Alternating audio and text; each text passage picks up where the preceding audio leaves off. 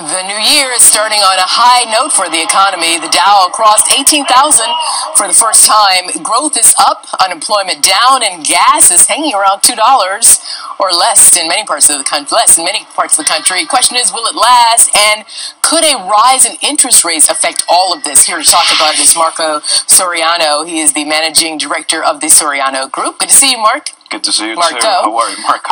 You know what? I'm still recovering from last night. There you go. And I heard you had a big party too. Yes, I did. So we'll work this out together, all right? Okay, no worries. So as I said, unemployment the unemployment rate is down. So that means you have a smaller pool of workers out there. So Marco, do you think that some of the businesses though would have to perhaps compete from that smaller pool of workers and pay higher? And if so, is this a good scenario for the economy overall? Well, it's definitely a good scenario for the economy to have people working. When it comes to defining the wages, the hike in the wages, obviously this has an impact. Because in a pool of workers that you have non-working people and working people, if you increase the wages, the amount of people that have the possibility to join the workforce is less. And this is the big controversies that are occurring. Right. So do you think that's a good thing or not a good thing? Bad scenario? Well, I think it's about time that we need an increase in wages. Whatever is happening with the current people that are working goes back to a lot of the bad decisions that were made in the economy before. So then, where do you stand, Marco, on the idea of raising across the board the federal minimum wage going up to $10.10? Well, this is going to happen in Washington D.C. only. Well, they're going to go higher. They're going to go, I think, like $10.40. Right. President Obama in the State of the Union last month announced that, and that was actually very positive. Now, how this is going to go across the nation could definitely and potentially will affect the economy. Those are legislations that should be carefully assessed, and not every state's doing it at the same time. Right. Well, there's two different things we're talking about. Just to clarify, yes, sure. We have starting now 9 states that are joining in and raising their statewide minimum wage, and as you said, some of that's going to be rolled out. Some of it will happen as effective today, but some of it will be rolled out across the rest of this year, mainly up into the summer.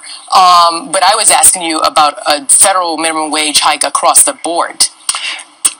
Whether that is good, I'm definitely pro. That should happen within a time frame, I believe, within this year. We shall see if that's actually going to take place. But like I said, it goes back to legislation per state. Yeah, well, that's why it's such a big controversy. But I just wanted to see where you stood on that. Let's talk about this. As we know, we're having these wonderful gas prices. They're low, but food prices are high. So the thing is, the money you're saving at the pump, you're spending at the grocery store. So what are the people to do? Well, that's another interesting question, because we, as consumers, are enjoying the low prices in gas, but at the same time our commodities go up, or food goes up, so people are trying to figure, okay, so when is this going to actually have a balance? I believe eventually there will be a short-term correction within the market. This is probably going to happen within the next 2 quarters. We're expecting the Federal Reserve announcement in March 18th to tell us what's going to happen with the interest rates.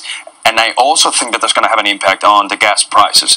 What's going to happen with food? Food would always be expensive because it's a necessity, same as energy. So one of the other, you're going to have to balance each other out. So then you touched on something that the feds may increase the interest rate at some time. We don't know if it's going to happen. They say sometime this year.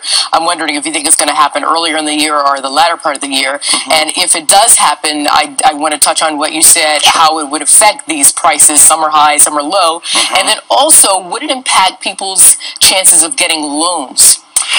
Very excellent question. So the first one, when you're looking at the Federal Reserve announcements that have been happening in the last year, for example, this quantitative easing that has been in media for the last 4 years now has always been the big question. So when is this going to stop? Because that was supposed to lower the rates for the banks to borrow money from the government in order for them to be able to give loans out to small businesses and people in the U.S. That was not the case.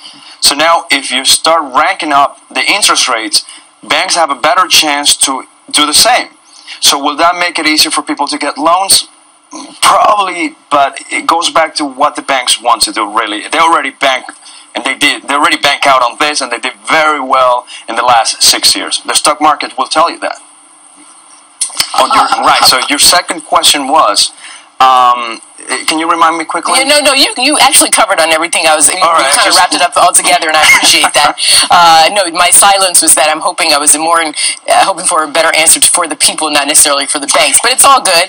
We covered everything. I appreciate that, yes. Marco Soriano, and you continue to have a happy new year. You too. Thank you so much. Thank you.